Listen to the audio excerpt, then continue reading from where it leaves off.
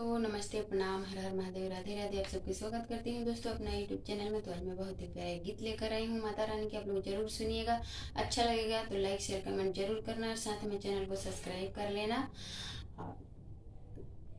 दुर्गा माता की जय। तो आप सुनाऊंगी, आप लोग बने रहिएगा दोस्तों।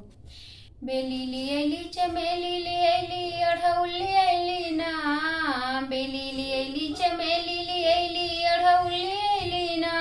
हम त जय जय माँ जय जय माँ, हम त जय जय माँ जय जय माँ कहते ऐनी रौरी भवनवाना। हम त जय जय माँ जय जय माँ कहते ऐनी रौरी भवनवाना। बेली लियली चमेली लियली अढ़ौल लियली ना, बेली लियली चमेली लियली अढ़ौल लियली ना।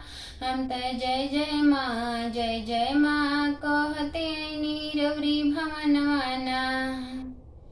हम त जय जय माँ जय जय माँ कहते ऐली रौरी भवनवाना। फलवा लियनी नरियलवा लियनी चुनरिया लियली ना, फलवा लियनी नरियलवा लियनी चुनरिया लियली ना। हम त जय जय माँ जय जय माँ कहते ऐनी रौरी मंदिरवाना। हम त जय जय माँ जय जय माँ कहते ऐनी रौरी नगरियाना। हरवा लियली नथिया लियली सोरो सिंगरवा लियली ना, हरवा लियली नथिया लियली सोरो सिंगरवा लियली ना। हम त जय जय माँ जय जय माँ कहते ऐनी रौरी दुअरियाना।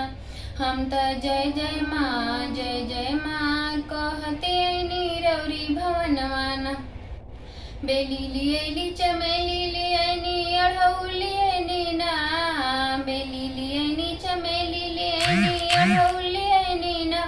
हम त जय जय माँ जय जय माँ कहते ऐनी रौरी नगरियाना।